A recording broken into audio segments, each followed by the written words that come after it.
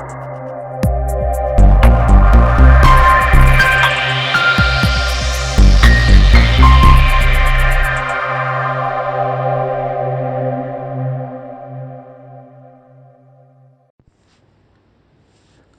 sejahtera Bapak, Ibu, serta saudara-saudari semua. Untuk mengawali renungan tentang firman Tuhan ini, mari kita bersatu di dalam doa. Oh Tuhan Allah Bapa di surga yang melampaui segala akal, hati, dan pikiran kami umat manusia, berfirmanlah kepada kami sebab kami bersedia untuk mendengar, dan atas pertolongan Roh Kudus, mampukanlah kami untuk boleh melaksanakan firman-Mu itu dalam hidup sehari-hari. Di dalam nama Tuhan Yesus kami berdoa. Amin.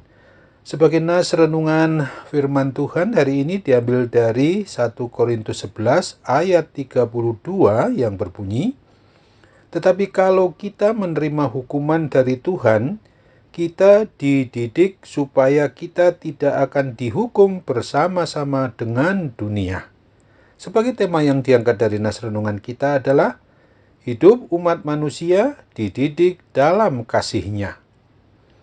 Kehidupan kita sebagai pribadi umat manusia tidak terlepas dari kejadian-kejadian maupun peristiwa yang dapat saja melemahkan semangat dan membuat kita bisa putus asa.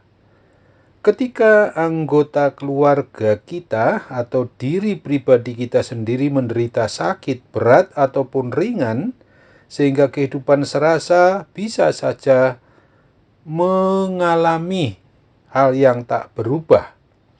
Ketika kita mengalami permasalahan maupun pergumulan hidup yang berkaitan dengan keuangan yang membuat kita sangat kesulitan, ketika itu kita bisa saja ditipu oleh orang lain secara luar biasa yang sebelumnya kita sungguh percayai, padahal kita sudah minta penyertaan Tuhan di dalam setiap harinya. Muncullah pertanyaan, apakah berarti bahwa Tuhan tidak peduli terhadap diri kita?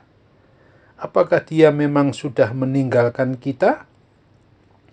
Seorang tokoh reformasi gereja, Martin Luther, mengangkat isu tentang ini dan mau menjelaskan bahwa kita berpikir jika Allah memperhatikan dan mengasihi kita, Dia akan menghalangi segala bentuk kejahatan dari hidup kita dan tidak akan membuat kita menderita. Namun, ketika berbagai bentuk bencana terhadap diri kita ini, maka kita pun seringkali menyimpulkan bahwa Tuhan telah melupakan kita dan Dia bersikap jahat terhadap diri kita, atau merancangkan rancangan yang sifatnya bukan damai sejahtera tapi rancangan kecelakaan, dan memang itu tidak pernah diinginkan oleh diri kita. Tokoh reformasi gerejawi ini juga pernah mengatakan bahwa ketika muncul pikiran-pikiran semacam itu, kita harus membentengi diri dengan firman Tuhan saja. Kita tidak boleh menghakimi menurut pendapat kita sendiri, tetapi perlu selalu merujuk kepada kebenaran firman Tuhan itu sendiri. Di dalam 1 Korintus 11 ini mau menyatakan bahwa Tuhan Yesus Kristus mendisiplinkan diri kita umat manusia yang memilih hidup, yang sudah mendapatkan jaminan untuk memiliki hidup yang kekal. Hal ini berarti bahwa Tuhan Yesus sama sekali tidak merancangkan rancangan kecelakaan bagi umat-Nya, tetapi seluruh umat yang beriman percaya kepada Kristus itu memang diizinkannya untuk mengalami berbagai bentuk penderitaan, memikul salib-Nya dan godaan maupun pencobaan terhadap dirinya karena kasih-Nya yang begitu besar. Dan oleh sebab itulah orang yang beriman percaya kepada Kristus ini perlu mengimani, perlu mempercayai apa yang dinyatakan di dalam 1 Korintus 11 ayat 32 ini dengan baik.